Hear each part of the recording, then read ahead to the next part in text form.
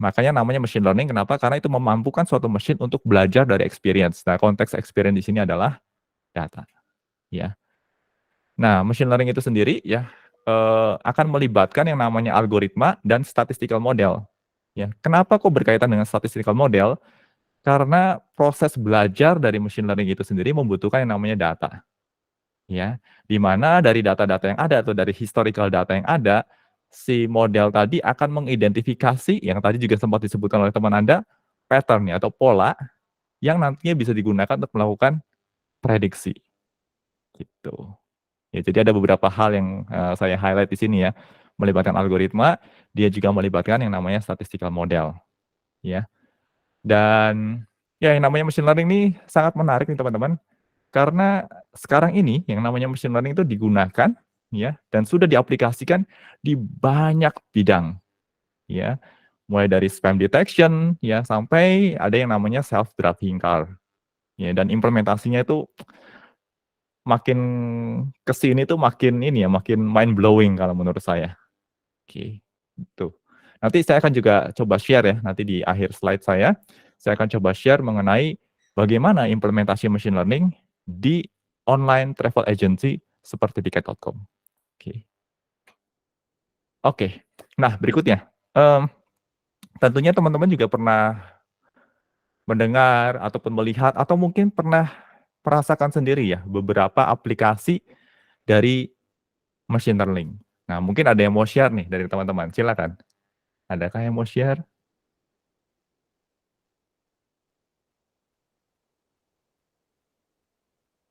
Aplikasi machine learning?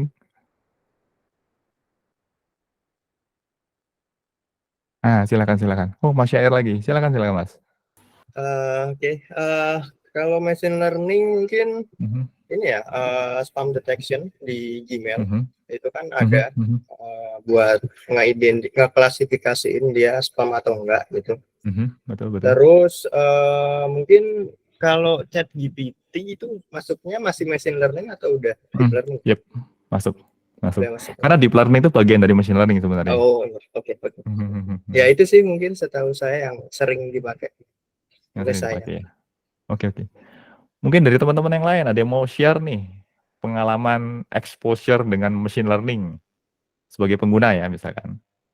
Adakah? Ya, silakan Mas Wilbert. Kalau sejauh yang sudah pernah saya pakai ya, penerapan dari machine learning itu sendiri bisa dilihat sebenarnya dari search engine optimizer search engine yang sudah saya menghasilkan result yang cukup relevan dengan yang kita cari. Kemudian juga mungkin di e-commerce lain, misalnya kita ketika mencari suatu produk atau barang yang meskipun kita cuma lihat-lihat, tetapi ketika kita refresh nanti, ketika kita buka kembali aplikasinya itu, dia akan menampilkan hasil, menampilkan produk yang kita lebih banyak kunjungi gitu dibanding sebelumnya. Betul-betul. Seolah-olah ini ya, aplikasi-aplikasi tersebut memahami kepribadian kita ya. Iya benar. Yap, personalize banget ya. Yes. Oke, mungkin ada satu lagi. Teman-teman, ada yang mau share pengalaman seputar exposure dengan machine learning nih, teman-teman? Adakah?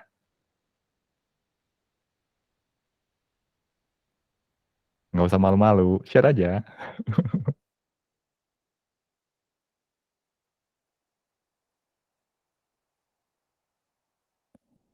Dari Adinda, silakan Adinda.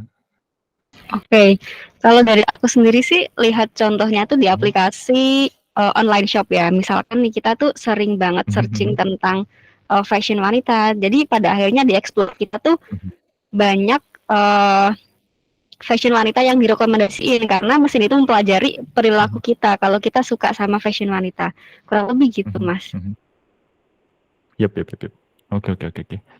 Ya, dan ini ya, secara overall justru keberadaan machine learning ini hopefully ya bisa meningkatkan kenyamanan kita dalam berinteraksi dengan aplikasi tersebut ya. Karena kan hal-hal yang disajikan itu merupakan hal-hal yang sifatnya personalized dengan diri kita. Gitu. Oke, nah di sini saya coba share beberapa ya penerapan machine learning di beberapa bidang yang berbeda. Nah, yang namanya machine learning itu aplikasinya sangat variatif banget ya, dan mengcover berbagai industri ya, mulai dari healthcare, finance, marketing, transportation, bahkan sampai hiburan ya. Itu banyak banget yang sudah mengimplementasikan machine learning. Just to give some example di sini ya, contohnya di healthcare. Di healthcare yang namanya machine learning itu sudah banyak juga loh dipakai untuk membantu tenaga medis dalam melakukan diagnosis penyakit. Ya, bukan sepenuhnya mereplace ya keberadaan dari tenaga medis, nggak bisa ya, tetapi sudah membantu ya tenaga medis dalam melakukan diagnosis penyakit ya. Bahkan juga dalam hal drug discovery ya, atau penemuan obat-obat baru ya. Bahkan penerapan machine learning juga sudah cukup banyak juga digunakan untuk memberikan atau menghasilkan personalized treatment untuk pasien ya, karena kan setiap pasien pasti punya karakteristik yang berbeda-beda ya, dan tentunya sewaktu memberikan treatment plans itu, hopefully treatment plans yang diberikan itu benar-benar personalized dan benar-benar suitable untuk spesifik pasien tertentu ya, dan implementasinya sudah cukup banyak juga di sini. Nah, itu dari bidang healthcare. Nah, di bidang finance ya, yang namanya machine learning itu cukup well known ya, digunakan untuk melakukan yang namanya fraud detection ya. Transaksi-transaksi yang sifatnya anomali, ya itu sudah mulai bisa dideteksi dengan machine learning, ya. Lalu juga yang nggak kalah banyak dipakai adalah implementasinya di credit scoring, ya. Jadi setiap pengaju kredit itu tentunya kan perlu dibuatkan scoring ya, atau penilaian ya. Dan sekarang ini proses credit scoring sudah banyak banget ya, diotomatisasi dengan menggunakan machine learning, gitu. Ya, selain itu juga ada beberapa ya penerapan machine learning untuk yang namanya investment management.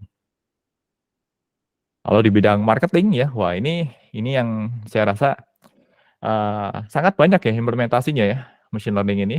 Ya, salah satunya adalah di ya tadi ya customer segmentation ya. Lalu ada juga yang namanya recommender engine ya, atau recommendation engine ya. Dan ya seperti tadi disampaikan oleh teman-teman Anda ya, ketika kita menggunakan suatu aplikasi e-commerce misalkan ya, kalau kita punya kebiasaan untuk melihat misalkan, oh saya suka dengan fashion misalkan, maka ya itu ya, hal-hal yang direkomendasikan ke saya adalah hal-hal yang terkait dengan fashion ya, untuk recommendation system. Dan recommendation system juga digunakan oleh beberapa aplikasi entertainment ya, seperti video on demand ya, ataupun music live stream ya, atau music streaming ya. Misalkan saya suka dengan musik jazz ya, maka ya tadi yang musik-musik yang direkomendasikan ke saya ya, in general pasti akan bergenre jazz juga gitu. Nah, selain itu yang tidak kalah penting penerapan machine learning di bidang marketing ataupun bisnis adalah untuk memprediksi yang namanya customer churn. Ya, kita tahu ya bahwa untuk meng-acquire suatu customer ya, atau pengguna dari produk kita itu kan suatu proses yang nggak mudah dan panjang.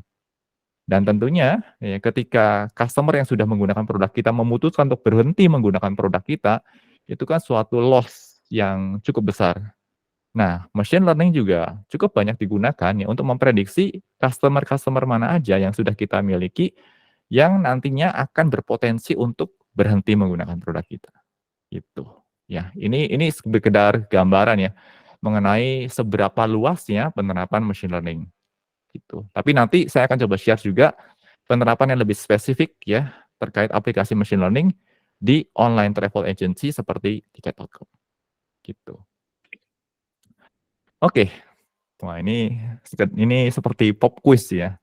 Buat teman-teman yang sudah pernah mengambil mata kuliah data science atau machine learning ya. Tipe atau kategori machine learning algorithms ya. Mungkin ada yang bisa share, ada apa saja atau kategori apa saja dalam algoritma machine learning? Atau algoritma machine learning itu terbagi dalam berapa bagian dan ada apa aja? Wilbert, silakan. Kalau yang saya pernah baca ya, tipe machine learning itu dibagi jadi 3, supervised, terus unsupervised, sama reinforcement learning. Oke, bedanya apa? Bedanya ini sih, kalau antara supervised dengan unsupervised itu bedanya adalah tipe data yang digunakan. Kalau yang data supervised itu datanya udah berlabel. Jadi kita melatih mesin berdasarkan data yang sudah terlabel. Kalau unsupervised itu datanya tidak terlabel. Jadi cenderung hasil yang dihasilkan melalui algoritma unsupervised itu lebih ke apa ya istilahnya? Di berupa penskalaan begitu ya, kalau nggak salah ya. Kemudian yang terakhir itu yang reinforcement itu lebih ke bagaimana kita melatih mesin melalui beberapa kali percobaan, melalui istilahnya kita kasih pembelajaran berupa kalau misalnya dia memprediksi melakukannya dengan benar, itu kita kasih reward. Kalau misalnya salah, kita kasih punishment. Oke. Wow, keren. Oke. Wah, ini saya senang nih ada beberapa mahasiswa yang sudah aware dengan ketiga tipe dasar dari machine learning algorithm dan bisa menjelaskannya dengan cukup baik ya. Ini well done Mas Wilbert ya. Oke, tadi benar ya yang disampaikan oleh Mas Wilbert, ada 3 tipe machine learning algorithms. Yang pertama dan yang biasa dipelajari di awal adalah supervised learning. Ya, apa itu supervised learning? Ya, supervised learning itu dia akan melibatkan yang tadi juga di-highlight oleh Mas Wilbert, proses training model machine learning dengan memanfaatkan labeled dataset. Ya, jadi kata kunci adalah labeled dataset. Ya. Maksudnya apa sih labeled dataset itu? Labeled dataset adalah dataset yang selain memiliki feature, ya, selain memiliki fitur, dia juga ada expected output-nya. Nah, ini maksud dengan label itu expected output-nya. Ya, jadi kalau kita melihat ini sebagai proses pembelajaran manusia, kita bisa melihat yang namanya label dataset itu seperti LKS, teman-teman. Ya, lembar kerja siswa ya yang ada soal-soalnya atau ada kasusnya yang disertai dengan kunci jawaban. Ya, ini yang namanya label dataset. Ya, jadi kalau ada teman-teman yang bingung apa sih yang dimaksud dengan label dataset, ya teman-teman bisa bayangkan itu sebagai LKS ya, yang ada sekumpulan soal beserta kunci jawabannya. Ya, atau dalam konteks machine learning berarti ada sekumpulan feature yang disertai dengan expected output-nya. Nah, harapannya ketika model machine learning itu belajar dari label dataset, maka dia bisa menemukan pola nih, keterkaitan antara feature dengan expected output-nya. Sehingga ketika suatu saat model tersebut setelah di-training dan diberikan oleh data baru, ya, data-data baru yang nggak ada jawabannya, maka dia bisa memberikan prediksi terkait jawabannya, gitu, atau output-nya. Gitu. Jadi lebih kurang sederhananya seperti itu nih, mengenai supervised learning. Oke, nah, supervised learning merupakan tipe algoritma yang biasanya dipelajari di awal, ya, dan justru ini yang cukup banyak dipakai nih teman-teman. Ya, jadi di industri ini cukup banyak yang menerapkan supervised learning, ya, dan jenis algoritmanya juga ada banyak sekali. Gitu. Jadi buat teman-teman yang baru pertama kali belajar machine learning, ya highly recommend banget untuk memfokuskan diri dan bereksplorasi di supervised learning. Oke.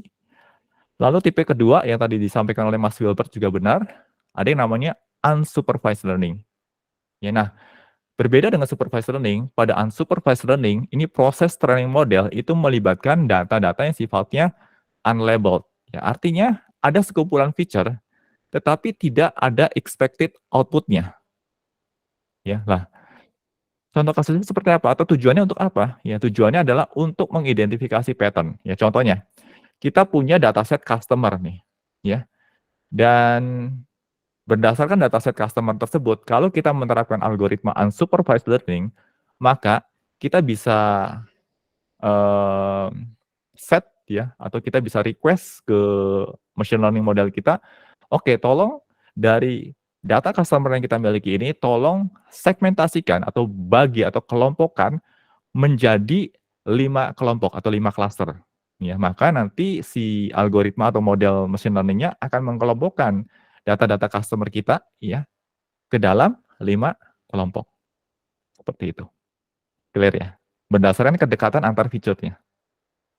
Tuh. Ya, atau mungkin kita bisa bilang, oke, nggak 5 kali ini. Saya meta dikelompokkan menjadi 3 kelompok ya, atau 3 cluster istilahnya. Ya. Nah, ini untuk kasus clustering. Gitu teman-teman ya. Jadi bisa dibedakan ya antara supervised learning dengan unsupervised learning. Gitu. Kalau di supervised learning ada label datanya ya atau ada expected output-nya. Di unsupervised learning kita nggak specify expected output-nya seperti apa. Nanti si model machine learning-nya yang akan mencari pola ya dan hubungan antar fitur di dalam dataset tersebut. Gitu. Nah, yang ketiga adalah reinforcement learning. Nah, di reinforcement learning tadi yang disampaikan oleh Mas Wilbert juga benar, ya. Ini melibatkan proses training model dalam membuat decision ya, atau keputusan di lingkungan yang sifatnya dinamis. Nah, salah satu kasus yang menggunakan reinforcement learning adalah di self-driving car. Ya. Jadi self-driving car itu biasanya kan ada model machine learning yang sudah di-training atau diberikan basic knowledge ya, dan mulai dijalankan. Nah, suatu menjalankan kan modelnya belum sempurna nih teman-teman. Ya, bisa jadi dia driving-nya agak sedikit ngaco ya, agak sedikit ngawur gitu kan ya. Nah, ketika model tersebut mulai mengambil keputusan yang sedikit ngawur, maka kita berikan penalti. Oke.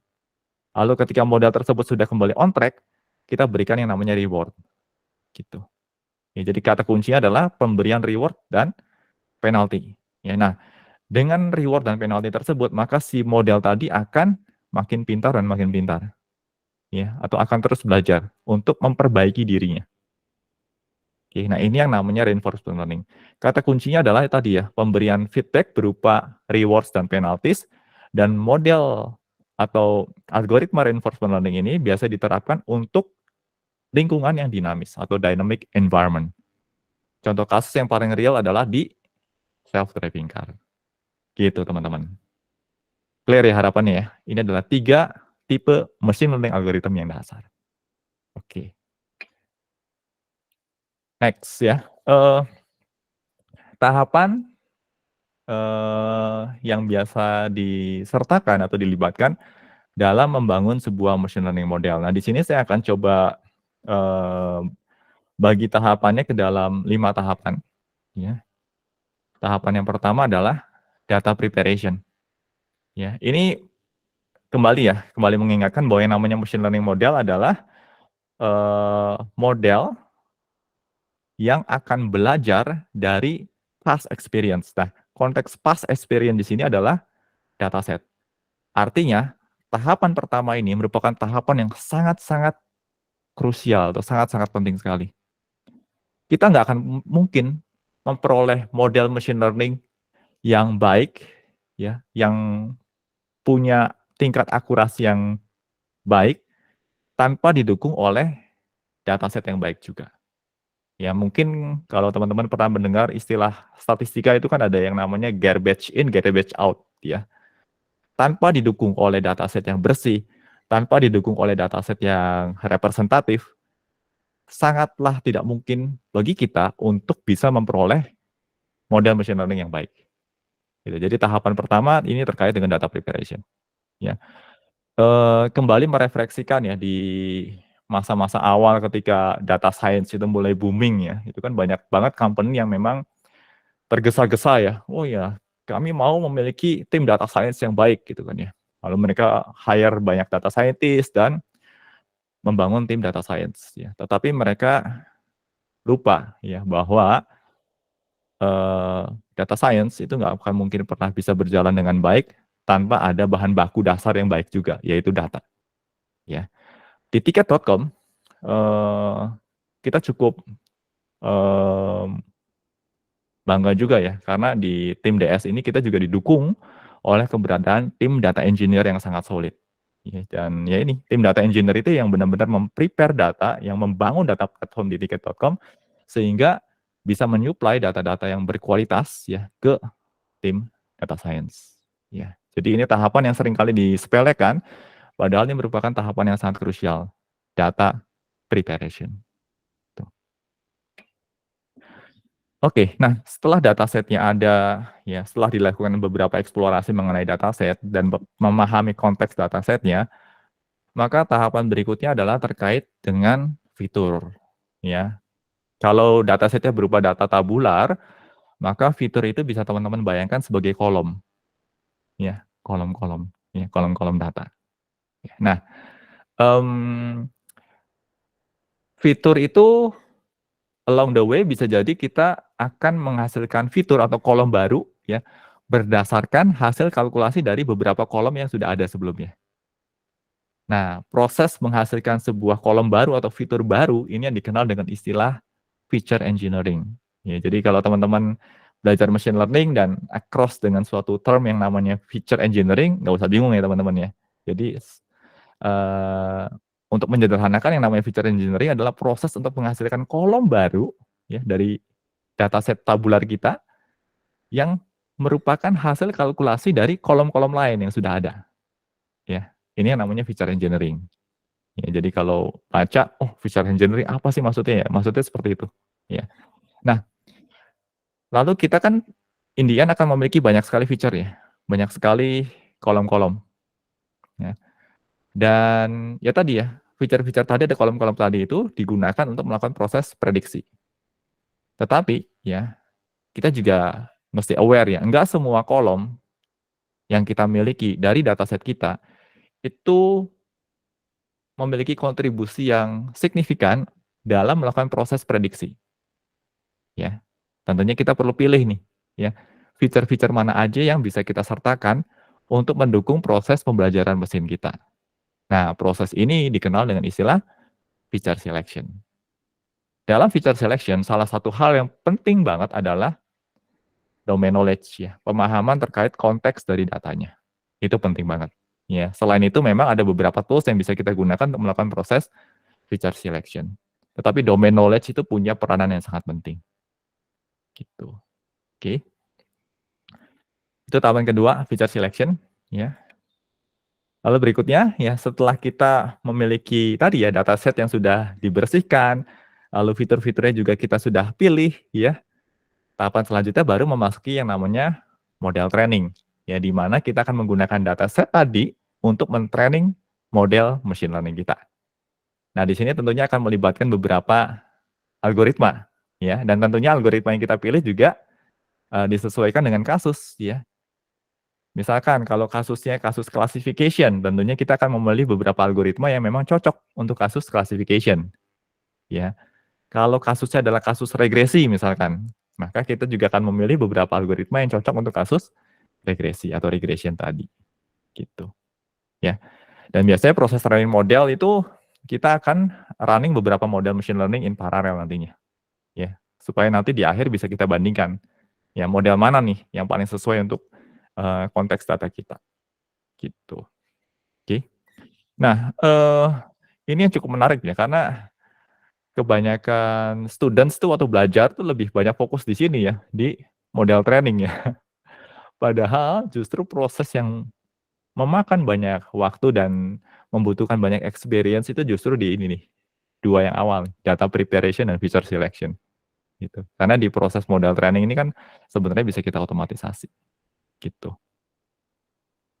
Oke, berikutnya adalah model evaluation. Ya, karena kita men-training sejumlah machine learning model, tentunya di akhir juga kita perlu ukur ya performa dari machine learning model yang sudah kita training tadi. Ya, makanya kita perlu mempelajari juga yang namanya evaluation metric nantinya. Ya. Nah, metrik ini tentunya akan disesuaikan dengan kasus. Ya, kalau kasusnya classification, ya tentunya beda ya metrik pengukurannya bila dibandingkan dengan kasus regresi. Kita nggak mungkin menggunakan misalkan mean square error ya untuk kasus classification. Mean square error itu lebih cocok untuk kasus regresi. Gitu. Oke. Kita nggak mungkin yang ukur akurasi ya kalau kasusnya adalah regression ya. Kasus pengukuran akurasi itu bisa kita terapkan untuk kasus classification. Ya, seperti itu. Iya.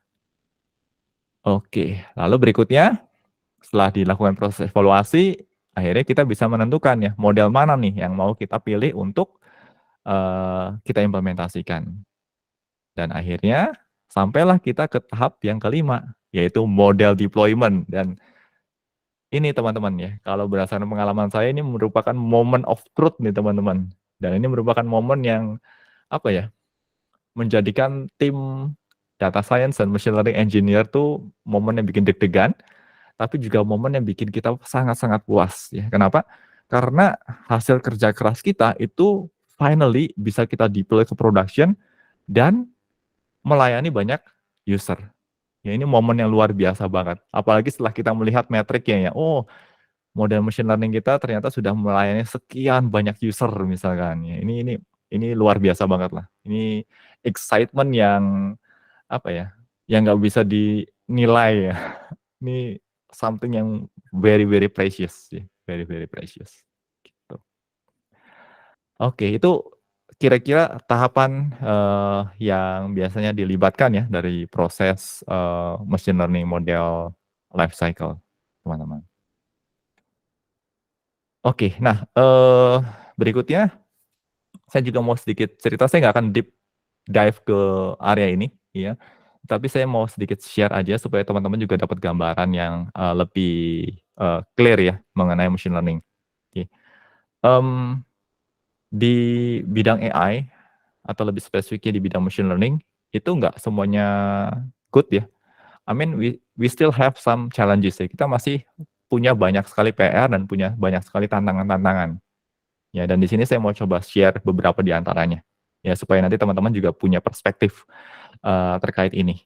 Ya, tapi saya nggak akan deep dive ya ke ranah ini. Karena machine learning, dan ini kembali ini hal yang sangat penting sekali ya. Karena machine learning itu pada dasarnya adalah proses belajar mesin atau komputer atau algoritma dari dataset, ya, maka sangatlah penting sekali untuk memiliki dataset yang punya kualitas yang baik juga. Ya. Dataset dengan kualitas yang buruk atau dataset yang tidak representatif itu akan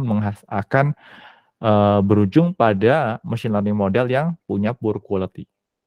Ya, jadi data is very very important.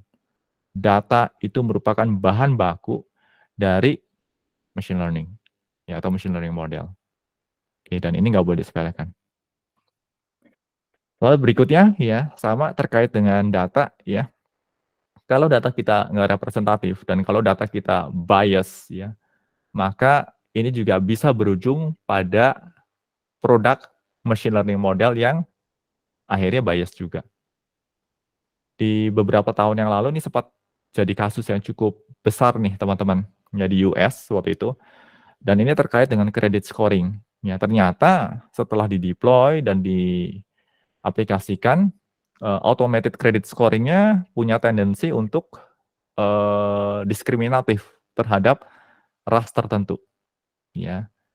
Dan ini cukup surprising ya. Lalu dievaluasi ya. Dan salah satu yang dievaluasi adalah training datasetnya. Dan ternyata ya dari training dataset tersebut memang selama itu atau selama selama itu ya proses perekotan datanya memang terjadi beberapa aktivitas yang memang ternyata diskriminatif ya terhadap ras tertentu ya. Dan ya itu akhirnya terungkap dan ya itu mulai dilakukan beberapa perbaikan. Ya, dan ini juga perlu di garis bawah ya teman-teman bahwa ya dataset yang kita gunakan untuk melakukan proses training model juga pastikan dataset yang representatif dan pastikan juga ya dataset tersebut tidak bias ya dan fair gitu. Oke. Nah, ini juga makanya penting banget terkait domain knowledge ya, terkait konteks dari area yang mau kita bawa ke ranah machine learning. Oke, nah ini juga ada hal lain yang menjadi PR nih teman-teman ya, terutama sekali setelah banyaknya implementasi deep learning ya, yaitu terkait model interpretability ya. Dan kasus-kasus ini biasanya terjadi di ya tadi ya, penerapan deep learning. Karena ketika kita menerapkan deep learning, maka model machine learning yang dihasilkan itu benar-benar kriptik buat kita manusia. Ya, padahal kita manusia itu kan kita butuh juga ya untuk memahami ya bagaimana model tersebut bekerja. Ya, dan nggak cuma jadi suatu apa ya model yang black box ya, kita kasih input ini dia ngasih prediksi gitu kan ya, dan ya prediksinya benar gitu kan ya, sudah gitu kan. Kita sebagai manusia tuh kita nggak cukup puas dengan itu ya, kita juga mau belajar ya. Maksudnya bagaimana sih cara model tadi memproses datanya. Ya, dan unfortunately ketika kasusnya deep learning ini kita malah berujung pada model-model yang sifatnya kriptik dan tidak bisa di-interpretable. Tetapi sekarang ini sudah mulai ada ini ya, gerakan-gerakan untuk kayak tadi ya, menghasilkan algoritma yang bisa mencoba untuk mendidak ya, proses berpikir atau proses bernalar dari model machine learning tadi. Tuh. Oke, makanya nanti kalau teman-teman search ya di beberapa research paper tuh udah mulai makin banyak nih seputar interpretable machine learning model nantinya. Tuh. Ya, masalah berikutnya adalah terkait dengan ethical concern ya teman-teman ya. Implementasi machine learning ini makin masif sekarang ini ya. Tetapi juga kita harus aware bahwa ya jangan sampai implementasi machine learning kita itu melanggar hal-hal yang sifatnya ethical nantinya. Ya jangan sampai nanti malah tadi ya menginvade people's life dan people's privacy. Ya, itu juga harus hati-hati di sini. Ya, jangan sampai karena kita butuh untuk mendapatkan data yang sebanyak-banyaknya, ya akhirnya kita malah tadi ya across the boundary ya atau melanggar batasan privasi seseorang. Itu juga harus hati-hati. Gitu. Oke, nah ini beberapa challenges ya yang ada di dunia per machine learning-an nih teman-teman. Oke, nah berikutnya saya mau coba cerita nih mengenai implementasi AI atau machine learning di tiket.com. Nah, sebelumnya saya mau tanya dulu nih, ada nggak sih dari antara teman-teman yang pakai platform tiket.com nih? Adakah?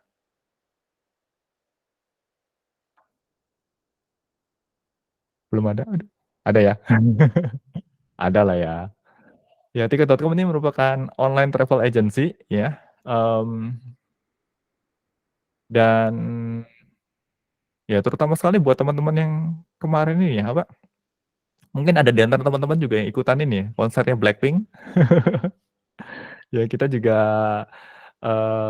serve ya untuk kita juga salah satu platform yang ini ya, yang involved ya di beberapa konser-konser juga. Ya. Kemarin ada juga penjualan tiket juga ya. Itu juga kita serve di tiket.com ya. Jadi basically tiket.com adalah an online travel agency ya. Dan ini saya ngomong gini bukan karena saya employee-nya tiket ya. Tapi ya sebelum saya masuk dan bergabung ke dalam TFAM atau Tiket Family, ya perspektif saya terkait tiket ya oke, tiket berarti kalau saya misalkan butuh untuk book hotel ataupun saya butuh untuk book flight ya saya ke tiket.com gitu kan. Tetapi setelah saya masuk ke tiket.com atau bergabung dan menjadi bagian dari TFAM atau Tiket Family, saya menyaksikan dengan mata kepala saya sendiri bahwa ya tiket.com adalah suatu online travel agency yang sangat passionate ya untuk menawarkan the most lovable travel and lifestyle apps ya. Dan ini bukan sekedar slogan ya. Ini benar-benar sudah menjadi soul ya atau jiwa dari tiket.com itu sendiri. Ya, jadi kita mau semaksimal mungkin ya menjadi the most lovable travel and lifestyle apps gitu. Dan ya salah satu atau priority kita adalah great user experience. Nah, di sini saya coba mau berbagi sedikit perspektif ya mengenai bagaimana sih kita menawarkan great user experience dengan penerapan AI atau machine learning ya to be specific di tiket.com. Oke. Machine learning at tiket.com ya. Ada banyak banget AI services yang kita bangun di tiket.com dan di sini saya mau share beberapa di antaranya. Oke. Yang pertama saya mau share mengenai yang namanya hotel image scene detection. Oke, nah ketika kita membuka aplikasi online travel agency ya atau ketika kita mau book hotel ya, kita cari hotelnya ya, terus kan kita mulai browse ya hotel-hotelnya. Nah, yang teman-teman expect ya ketika melihat gambar-gambar hotel tuh gambar-gambar depannya apa sih? Mungkin ada yang bisa share? Ekspektasinya apa gambar-gambar awalnya itu? kamar, ya. Papan nama. Iya, iya. Ada yang expect nggak kalau waktu kita browse hotel, terus gambar depannya adalah gambar toiletnya?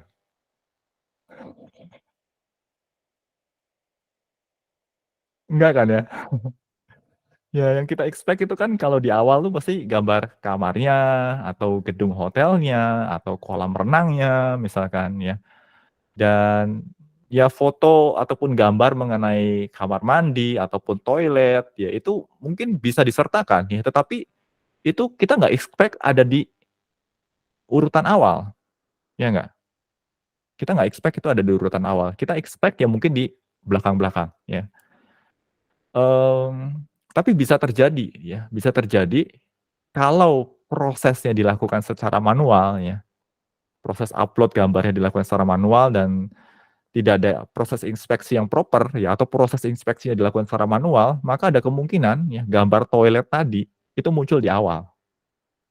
Ya. Dan itu something yang bisa terjadi ya kalau proses inspeksinya dilakukan secara manual. Dan itu tidak kita inginkan. Itu tidak kita inginkan. Ya, oleh karenanya salah satu AI service yang kita bangun di tiket.com adalah untuk mendeteksi scene tadi. Ya.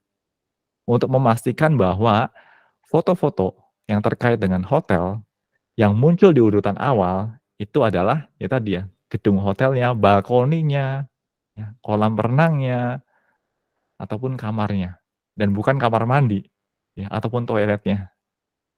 Oke. Dan proses itu di tiket.com kita nggak lakukan secara manual, teman-teman. Ya bisa dibayangkan ya, hotel yang berafiliasi dengan tiket.com ya, untuk hotel domestik aja itu udah banyak banget. Ya. Belum lagi dengan hotel-hotel internasional.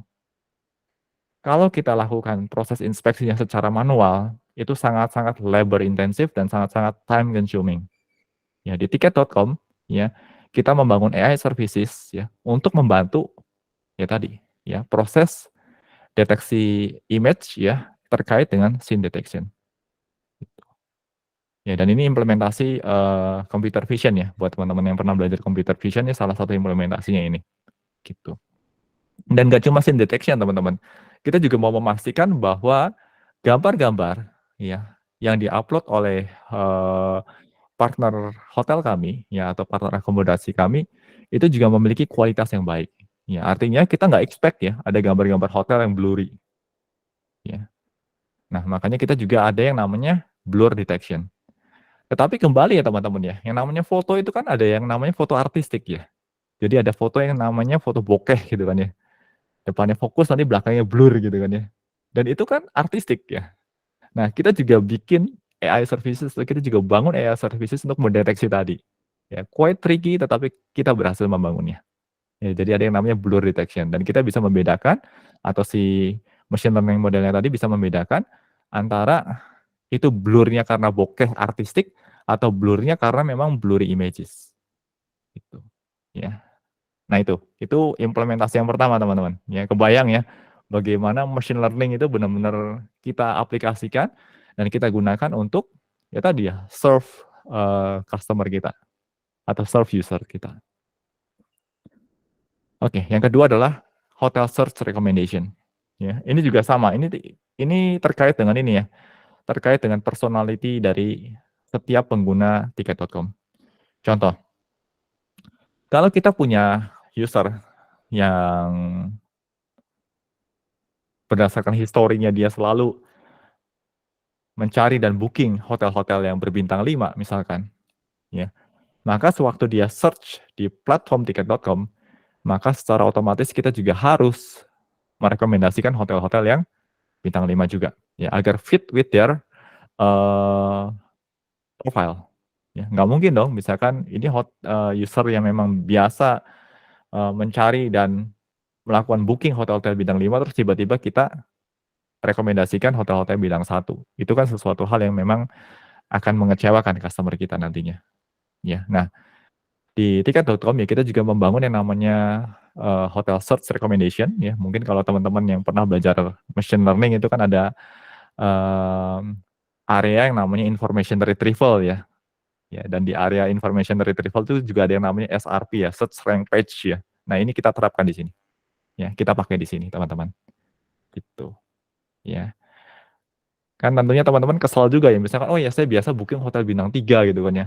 Terus tiba-tiba direkomendasikannya bintang 5 terus gitu kan. Itu kan nggak fit juga ya dengan personality kita nantinya ya, atau dengan kebutuhan kita. Ya, nah di tiket.com ya kita berusaha ya untuk menghasilkan rekomendasi atau memberikan rekomendasi hotel yang sesuai ya dengan preferensi user atau preferensi pengguna gitu. Itu contoh kedua nih teman-teman ya. Kebayang ya teman-teman ya sekarang ya bagaimana implementasi machine learning itu ternyata bisa menunjang ya user experience ya atau kepuasan dalam penggunaan aplikasi kita. Oke, berikutnya query auto completion ya. Yang namanya user kalau di mobile itu tentunya males ya kalau ngetik panjang-panjang ya. Kita kan maunya ngetik sedikit terus ada ini ya, ada query auto completion-nya ya. Nah, engine di balik query auto completion itu juga tentunya membutuhkan machine learning model. Ya, misalkan saya mau mencari hotel di Malang nih, berarti kan saya ketikkan ya Malang ya, MA gitu kan ya. Ya, hopefully ya dia udah bisa ngasih rekomendasi ya, oh Malang gitu kan, walaupun kita baru ngetikin MA atau SUR ya, SUR gitu kan. Oh ya langsung dikasih auto completion misalkan Surabaya ya. Dan itu ya, sesuatu yang bekerja di baliknya itu adalah ya tadi ya machine learning model nih teman-teman. Gitu. Ya. Dengan harapannya dengan keberadaan servisi semacam ini akan mengurangi keystroke ya atau penekanan tombol ya atau input keystroke dari pengguna di tiket.com. Gitu. Dan ujung-ujungnya sama ya, meningkatkan user experience nantinya atau kenyamanan dalam menggunakan platform kami. Oke, berikutnya adalah order booking recommender system ya. Contohnya, kalau misalkan saya pesan flight nih, saya pesan flight dari Jakarta ke Denpasar misalkan, ya saya pesan flight ya, lalu ya karena adanya recommender system ya, maka sewaktu kita pesan flight ya, kita juga akhirnya direkomendasikan beberapa akomodasi ya hotel-hotel yang sesuai dengan tujuan kita. Ya. Dan tidak hanya rekomendasi hotel ya atau tidak hanya rekomendasi akomodasi ya. Dengan adanya recommender system, kita juga akan disuguhi atau user atau pengguna platform tiket.com juga akan disuguhi dengan beberapa TTD ya. TTD itu things to do ya. Atau atraksi yang bisa dilakukan ya atau dinikmati selama visit di Bali tadi atau di Denpasar tadi. Ya, dan ini semua dimungkinkan dengan adanya yang namanya recommender system. Ya. Dan ya tadi ya, item-item yang direkomendasikan juga sebisa mungkin di custom agar fit dengan personality dari setiap user atau penggunanya. Gitu. Itu teman-teman yang bisa saya share nih terkait 4 ya. Sebenarnya kita punya banyak banget ya, tapi saya coba share 4 dulu nih. Dan ya harapannya teman-teman juga mulai ada gambaran ya mengenai gimana sih implementasi AI ya di platform online travel agency seperti tiket.com. Gitu. Oke, nah berikutnya ya hopefully setelah ada gambaran mengenai implementasi machine learning di real world ya, teman-teman jadi makin antusias nih dan punya apa ya? Punya keinginan, oh saya juga pengen nih ya untuk menjadi praktisi machine learning ya in the future ya. Nah, di sini saya coba kasih rekomendasi ya, bagaimana sih proses belajar machine learning ya. Yang pertama dan seringkali diabaikan orang adalah statistika. Ya, menurut saya statistik is very important ya buat siapapun juga yang mau terjun ke bidang machine learning ataupun data science. Ya. Nah, di statistik ini ya mengcover yang pasti adalah deskripsi statistik, itu wajib dikuasai. Ya, teman-teman bisa investasikan waktu untuk mempelajari materi-materi deskripsi statistik ya dan juga sedikit mengenai inferential statistics atau mungkin teman-teman yang tertarik ya bisa juga explore sedikit mengenai time series data nantinya. Ya, ini akan menjadi pengetahuan ataupun skill yang valuable banget ya ketika teman-teman nanti terjun ke bidang machine learning. Berikutnya, programming, ya. Nah, di sini saya pribadi, saya pengguna Python, ya. Saya tahu bahwa untuk melakukan atau untuk machine learning ada alternatif lain ya, selain Python ada juga R ya. Tapi kalau saya pribadi, saya menggunakan Python, ya, dan di Python itu yang saya suka adalah ya ada banyak banget ya dukungan libraries atau terkait dengan machine learning, ya ada Pandas, ya ada Matplotlib, ada scikit-learn, ada TensorFlow, dan juga ada PyTorch. Ya, ini merupakan library-library dasar yang ada di Python yang ya sebaiknya teman-teman kuasai atau punya exposure ya terkait library-library ini. Berikutnya ya tadi ya, karena yang namanya machine learning itu ujung-ujungnya punya keterkaitan yang sangat erat dengan data, maka ya kemampuan dalam berinteraksi dengan database itu juga tidak boleh disepelekan ya teman-teman. Ya, untuk yang SQL base ya, hopefully teman-teman punya familiarity dengan MySQL atau MariaDB ataupun Postgre. Dan untuk NoSQL mungkin teman-teman it will be good ya kalau teman-teman punya exposure dengan MongoDB ya, atau mungkin dengan beberapa tipe database yang lain ya, seperti graph based database ya dan lain-lainnya. Gitu. Jadi database itu cukup penting untuk teman-teman kuasai. Lalu berikutnya adalah familiarity dengan berbagai file format nih teman-teman. Ya, mulai dari CSV, JSON, ya, YAML, Parquet, ya, dan beberapa file-file format yang lain. Ya, jadi kalau teman-teman yang sekarang ini masih menjadi mahasiswa, ya coba ya untuk mengenali beberapa file-file format ini. Ini sih beberapa hal dasar ya yang menurut saya cukup visible untuk dieksplor ketika teman-teman masih mahasiswa ya atau duduk di bangku perkuliahan. Gitu.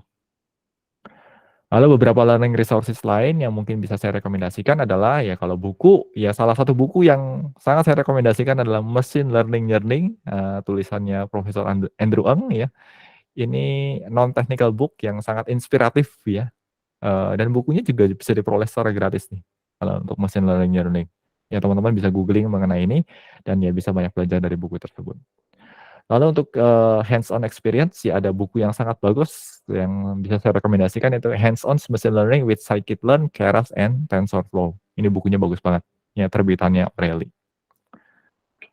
Lalu untuk YouTube ya kalau teman-teman senang belajar melalui video pembelajaran, ya kalau yang mau berbahasa Indonesia, ya bisa come and visit to my channel di channel Indonesia Belajar atau ke channelnya Pak Mega Bagus Herlambang ya, karena Pak Mega juga banyak banget memberikan beberapa learning resources atau materi belajar terkait machine learning ya. Kalau Pak Mega ini dia mengcover R juga ya, R. Atau kalau if you don't mind dengan material yang berbahasa Inggris, ya bisa mencoba juga visit ke StatQuest, ya, channel YouTube StatQuest. Untuk online courses, ya saya sangat merekomendasikan banget Coursera, ya terutama sekali untuk beberapa courses yang dibangun oleh Deep Learning AI. Ya, itu bagus-bagus materinya, teman-teman bisa mengkonsumsi materi dari sana. Lalu ada juga beberapa learning resources dari DataCamp dan juga Udacity. Ya, jadi ada 3 online platform yang bisa teman-teman visit di sini ya, Coursera, DataCamp, ataupun Udacity. Kalau untuk bootcamp di Indonesia, ya saya bisa, setahu saya ada 2 ya yang cukup bagus ya, yaitu Algoritma dan DQ Lab ya di Indonesia ini. Jadi you can visit juga. Oke teman-teman, mungkin itu dulu sesi share dari saya. Ya teman-teman feel free juga ya untuk memberikan feedback dari sesi talk ini, dan buat teman-teman yang mau mencari tahu kami lebih lanjut mengenai siapa kami ya, kami adalah TFM ya, jadi tiket.com itu kita menggunakan istilah TFM ya atau tiket family ya. Jadi buat teman-teman yang student sekarang ini ataupun student yang di semester akhir dan memang tertarik nih, pengen rasanya ya internship di tiket.com, ya feel free ya untuk mengenal kami lebih lanjut. Teman-teman bisa scan QR code ini, dan ya di tiket.com juga ada akun Instagram ya, People Etiquette ya. Jadi mana tahu teman-teman mau intip-intip ya, gimana sih keseruan dari teman-teman di tiket.com ya dalam bekerja, berkarya dan juga belajar ya. Teman-teman bisa visit juga Instagram dan follow Instagram People Etiquette. Gitu. Saya kasih waktu dulu nih untuk scan QR-nya buat yang tertarik ya. Nah ini ada Mas Daryl juga ya. Ya ada juga Data Rangers ya. Jadi di tiket.com itu ya karena tiket.com itu termasuk tech company di Indonesia yang punya keseriusan ya dalam menggarap data produk ya. Kita punya tim yang cukup solid yang namanya Data Rangers ya. Jadi Data Rangers itu mengcover tim data engineering ya, ada tim business intelligence ya, dan juga tim data scientist dan juga tim machine learning engineer ya. Dan ya kita menamakan diri kami ini sebagai Data Rangers. Ya, orang-orangnya seru-seru banget dan asik-asik banget ya. Dan biasanya ada beberapa highlight menarik ya dari IG-nya People Etiquette juga gitu. Oke, paling itu dulu teman-teman. Terima kasih buat kesempatan yang diberikan. Ya, mungkin selanjutnya kita bisa lanjut ke ini ya, sesi Q&A nih. Mungkin ada beberapa pertanyaan dari teman-teman. Ya, feel free ya untuk ditanyakan dan ya nanti kita bisa discuss gitu. Untuk berikutnya saya kembalikan ke moderator acara mungkin ya. Terima kasih.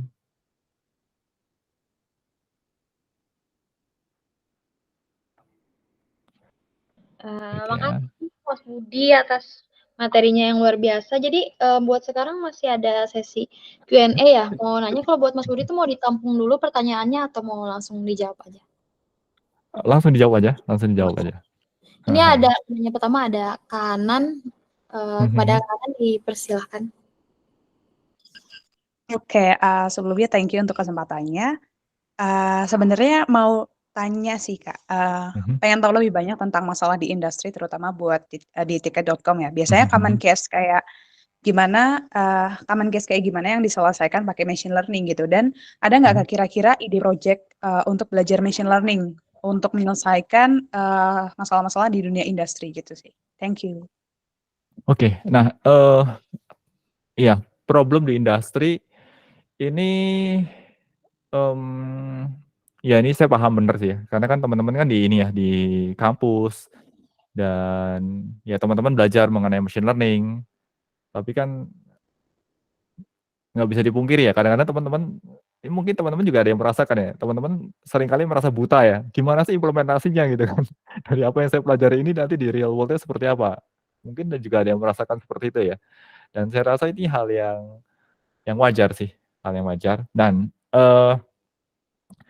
kami di tiket.com sendiri aware dengan permasalahan seperti ini atau kendala seperti ini, dan di tiket.com makanya kami menawarkan program internship ya. Karena menurut saya pribadi ya, saya banyak melihat bahwa ya internship ini kunci banget ya, kunci banget untuk students ya, supaya dapat perspektif dan hands-on experience ya terkait bagaimana sih implementasi AI ataupun machine learning di industri. Ya, sesi kayak gini ya, sesi sharing seperti ini mungkin sedikit bisa membuka insight ya buat teman-teman. Oh ternyata di tiket.com implementasi machine learning-nya ada ini, dan ini gitu kan ya. Tetapi bagaimana kita mengimplementasikannya, ya bagaimana kita merancang dari awal hingga akhirnya dibawa ke production, itu sesuatu hal yang memang menurut saya cukup sulit ya untuk diceritakan dalam satu sesi ya. Dan itulah pentingnya internship teman-teman. Ya, itulah pentingnya internship, dan di tiket.com juga kita selalu membuka kesempatan untuk internship juga. Jadi menurut saya the best way ya untuk bisa merasakan ya dan belajar ya terkait implementasi AI ataupun machine learning di industri ya internship. Ya saya highly recommend banget ya untuk bergabung dengan internship program. Gitu. Itu mungkin semoga menjawab ya, atau ada pertanyaan susulan silakan. Oke, thank you Kak Astiti. Sebelumnya ada ini Mhm. sih, common Aha. case. Jadi kayak common case atau problem yang, biasanya dipakai untuk menyelesaikan, apa namanya, jadi common case atau problem yang itu tuh diselesaikan dengan machine learning kalau misalnya di tiket.com tuh biasanya gimana gitu? Oke oke oke. Ya, eee, ya kasus-kasus itu biasanya ini sih ya, kita identifikasi dengan contohnya inilah, waktu ini, apa, kasus seperti kasus yang melatar belakangi kenapa kok kita buat yang namanya scene detection yang tadi saya siarkan ya, yang saya bagikan ya di, presentasi saya. Kasusnya adalah ya tadi ya, sebelum adanya penerapan atau implementasi AI untuk melakukan scene detection, proses inspeksi image hotel itu dilakukan secara manual, ya. Dan itu benar-benar painful, itu benar-benar dilakukan secara manual, literally manusia yang melakukan inspeksi, ya. Bisa teman-teman bayangkan ya, itu kan sangat painful sekali, ya. Jumlah hotel, partner yang ada di tiket.com kan setiap harinya terus bertambah, ya. Dan ketika proses inspeksinya dilakukan secara manual, saya rasa itu udah nggak lagi manusiawi, ya, nggak lagi manusiawi. Nah, biasanya yang namanya AI services atau AI product yang kita bangun, itu lahirnya dari permasalahan-permasalahan tadi, ya, atau problem-problem tadi, gitu. Kebayang ya? Harapannya bisa kebayang di sini ya. Jadi sesuatu hal yang memang, painful atau sangat costly ataupun sangat labor intensif, ya itu kita coba, eliminate atau kita coba reduce ya, dengan, menggunakan, AI services nantinya, gitu. Oke, baik Kak, berarti in summary kita membuat bagaimana suatu hal itu bekerja secara manual jadi otomatis gitu ya Kak? Nggak cuma itu, ada hal lain terkait dengan user experience sebenarnya. Ya, contohnya kayak tadi ya, mencari hotel gitu kan, ya. Kalau memang, seorang user itu biasa melakukan booking hotel yang misalkan 5 star hotel, ya, dan kita rekomendasikan hotel yang misalkan bintang 2 ataupun bintang 1, itu kan nggak fit ya dengan kebutuhan user kita, gitu. Dan tentunya itu kan menurunkan user experience-nya dia. Nah, di tiket.com ya karena kita sangat passionate ya dengan, user experience ya, atau kita benar-benar passionate untuk menghadirkan great user experience, maka kita juga mau memastikan bahwa setiap rekomendasi yang kita berikan atau kita hasilkan, itu benar-benar bisa memuaskan atau sesuai dengan, preferensi dari user-nya, gitu. Jadi biasanya sih kita deliver ya setiap AI product yang kita hasilkan tuh di-driven dari tadi ya, problem ya, atau dari tadi ya, passion kita untuk menghasilkan great user experience. Itu sih, seperti itu. Oke, thank you Kak, got it sih. Terima kasih atas Ya, dapat jawabannya. gambarannya ya, gitu ya. Iya. Jadi ini suatu hal yang sangat menurut saya ini suatu hal yang sangat inspiring banget ya. Kita build AI services untuk melayani orang, untuk menjadikan, apa ya, experience orang dalam menggunakan platform kita itu makin nyaman ya, makin happy, gitu, gitu. Oke oke, mungkin ada pertanyaan lain? Silakan. Ada nih pertanyaan selanjutnya dari, Muhammad Bayu Wahyudan, boleh persilahkan. Ya, silakan Mas. Oke, terima kasih untuk kesempatannya. Kalau dari saya pertanyaannya, untuk kedepannya ini prospek machine learning engineer ini bagaimana ya? Terkhususnya di Indonesia. Kan kalau yang kita lihat sekarang tuh di luar itu perkembangannya sangat pesat kan. Terus juga apakah ekosistemnya sudah mendukung perkembangan machine learning di Indonesia saat ini? Mungkin sekian pertanyaan dari saya. Oke. Ya ini pertanyaan bagus banget ya. Prospek kedepannya menurut saya sangat-sangat positif sekali ya. Di Indonesia kita benar-benar kekurangan talent loh, di bidang data scientist dan juga di bidang machine learning engineering sebenarnya. Ya jadi hopefully sesi sharing semacam ini nih benar-benar bisa ini ya, sparkling, antusiasme dari ini nih, generasi-generasi muda untuk juga bisa terinspirasi ya dan terjun ke dalam bidang ini. Ya karena kita kekurangan talent teman-teman, ya kita kekurangan talent di Indonesia ini ya, tech talent in general dan lebih spesifiknya tech talent di dalam bidang data. Ya, kita sangat kekurangan sekali. Nah, oleh karenanya ya ini teman-teman yang memang masih student ya atau masih mahasiswa di sini, ya sangat-sangat didorong sekali nih untuk juga bisa aktif dan terjun ke komunitas ya. Ini makanya saya senang sekali nih ada komunitas semacam ini nih.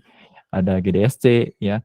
Di Indonesia juga ada komunitas yang namanya Machine Learning Indonesia ya atau Machine Learning ID ya, teman-teman juga bisa bergabung di sana ya supaya dapat exposure dan juga dapat gambaran lebih jelas ya mengenai bagaimana sih kebutuhan akan tech talent di bidang AI ataupun machine learning. To be honest, kami di tiket.com ya kita membangun tim data yang cukup besar loh ukurannya ya sekarang ini. Karena memang kita punya banyak banget AI services dan di setiap quarternya kita selalu introduce new AI services ya. Gitu. Jadi kebutuhannya sangat-sangat besar sekali teman-teman. Gitu. Hopefully bisa menjawab ya Mas Muhammad Bayu atau mungkin ada pertanyaan susulan? Sudah cukup. Cukup jelas ya. Gitu. Mungkin berikutnya ada dari siapa lagi nih? Mas Syair. Oh ya Mas Syair, silakan Mas Syair. Oke, baik Mas, terima kasih atas kesempatannya. Saya sebenarnya mau bertanya tentang ini sih persiapan nantinya gitu jika ingin terjun ke dunia machine learning gitu. Sebenarnya itu apakah sudah cukup relevan gitu Mas studi kasus yang ada di internet gitu. Contohnya kayak mungkin Kaggle atau mungkin di bootcamp lainnya gitu. Terus dari Masnya sendiri apakah ada saran gitu sekiranya apa sih yang penting untuk dipersiapkan nantinya jadi seenggaknya nanti saat kita kerja atau internship gitu nggak begitu kaget dengan studi kasusnya yang ada di dunia nyata gitu. Oke. Ya ini pertanyaan yang bagus banget ya. Kalau untuk learning resources seharusnya sekarang ini kita nggak perlu khawatir ya karena kan ada banyak banget ya learning resources ya. Yang tadi saya share juga kan ada beberapa. Terus juga kalau terkait bidang data science ataupun machine learning ya, itu juga kita ada Kaggle ya. Di Kaggle juga kan ada banyak banget yang share ya beberapa kasus-kasus dan beberapa juga sebenarnya kasus-kasus di industri yang teman-teman bisa explore juga ya. Jadi ya sering-sering aja main ke Kaggle ya untuk intip-intip ya beberapa eksplorasi yang pernah dilakukan oleh orang-orang lain ya terkait dengan dataset tertentu ya, teman-teman bisa belajar banyak dari situ. Dan ya ini bidang yang cukup ini sih ya, yang cukup apa namanya? Cukup aktif sekarang ini ya dan sangat antusias, jadi banyak banget learning resources-nya, terjun ke komunitas juga itu sesuatu hal yang saya sangat encourage banget ya.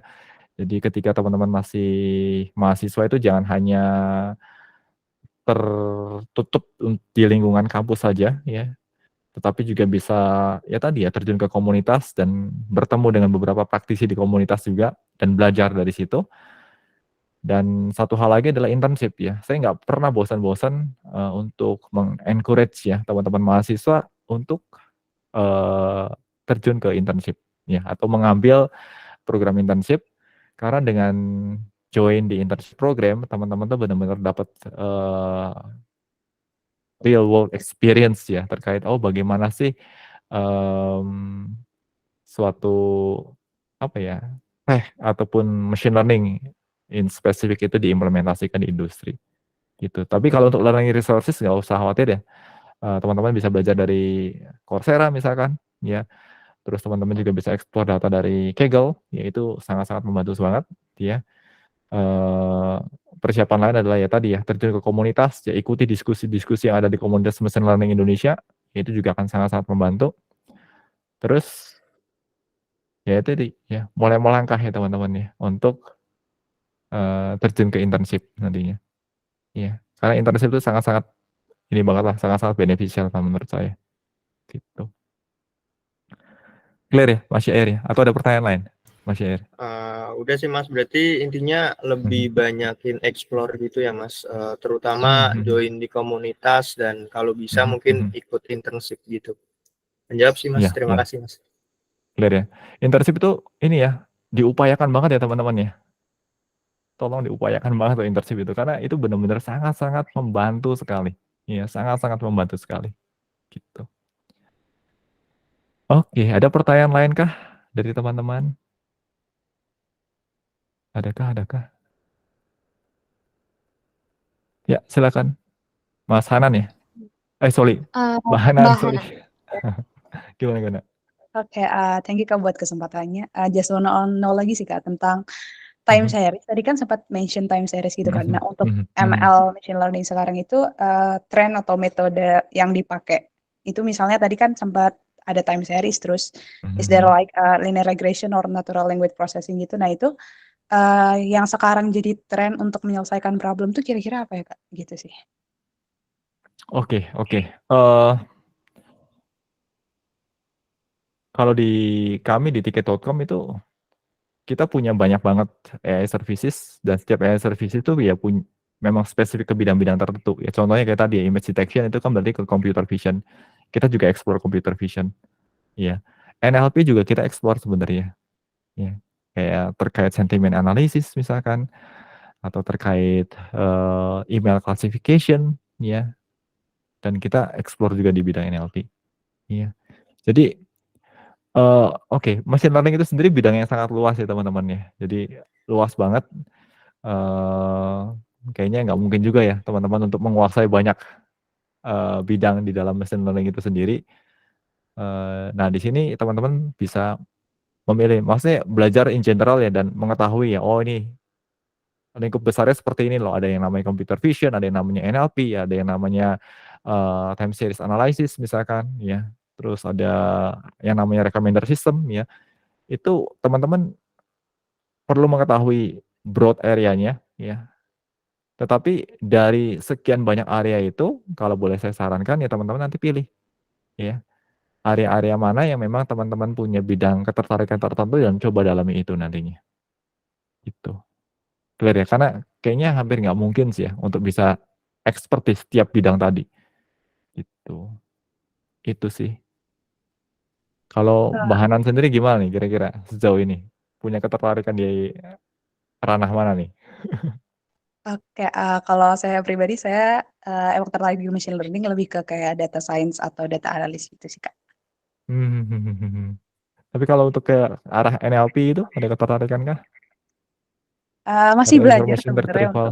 untuk Oke. ya masih belajar untuk NLP dan sebagainya. Iya. Ya information retrieval juga sesuatu hal yang sangat menarik ya teman-teman ya. Jadi itu sesuatu area yang bisa dieksplor lebih lanjut gitu. Karena di salah satu project yang saya terlibat di dalamnya, yaitu tadi ya di search recommendation system, itu juga kan pendekatannya ke information retrieval. Ya, information retrieval. Gitu.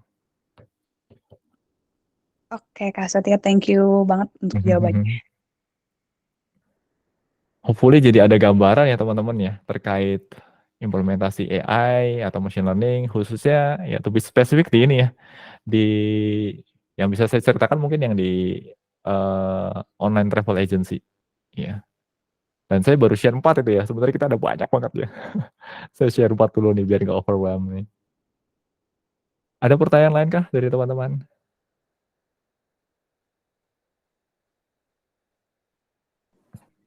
Mungkin kayaknya udah cukup deh Kak Budi, belum ada pertanyaan lagi.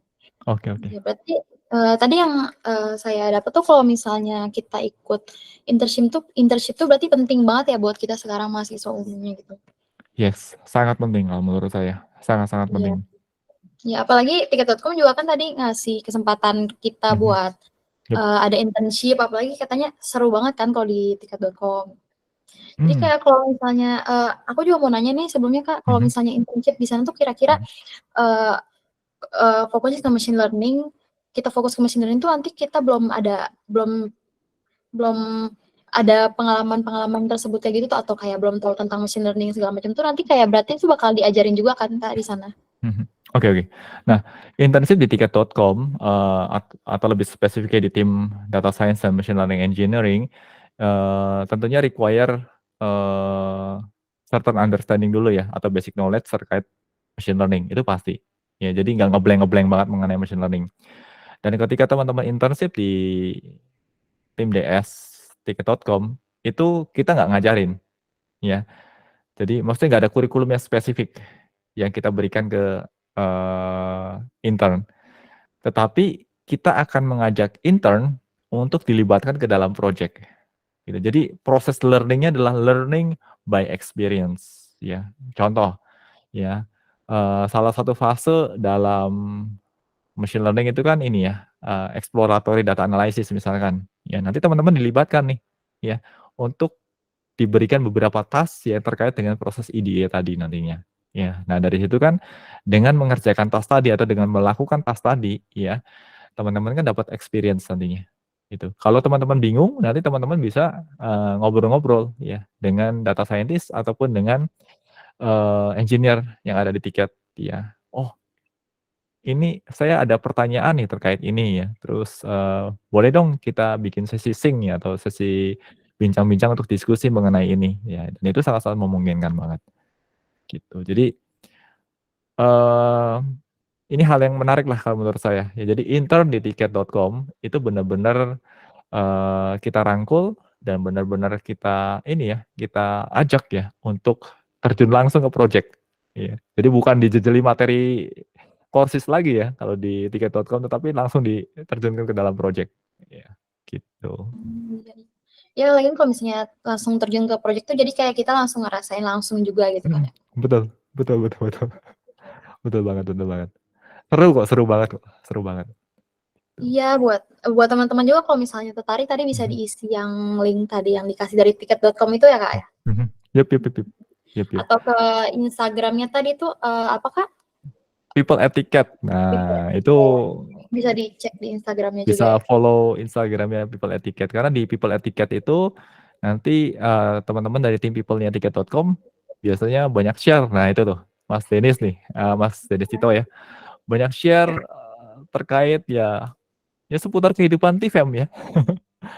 Kadang mengekspos kehidupannya data engineer, kadang mengekspos kehidupannya tim data scientist ya. Jadi fun banget lah, ya, fun banget. Jadi teman-teman bisa dapat gambaran mengenai gimana sih bekerja, berkarya dan juga belajar di tiket.com gitu. Ini juga tadi kan saya dengar-dengar ini ya, teman-teman dari Undip juga ada planning ya untuk visit tiket.com nih. Nah, nanti bakal banyak ketemu sama teman-teman tim people ya. Nanti bisa ngelihat juga ya bagaimana sih working environment kita di tiket.com. Ya, mungkin kalau misalnya nggak ada pertanyaan lagi dari para peserta boleh dicukupkan kali ya materinya, Kak? Yep. Tapi sebelum kita mengakhiri materi, ada sesi foto bersama dulu, Kak. Mungkin kepada peserta diperbolehkan untuk on cam.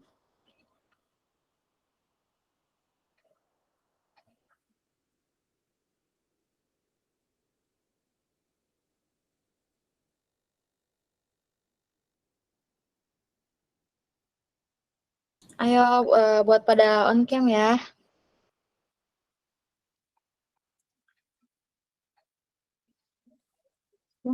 Anjing, demi Allah. Nggak tahu. Di mana ya? Di sini. Terus jangan kesini dulu ya. Terus.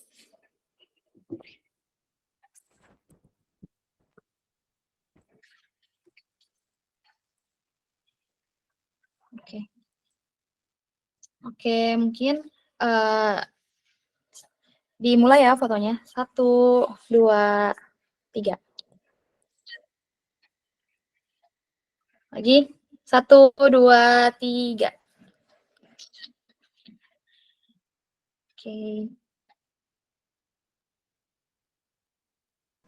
Oke. Udah ya fotonya.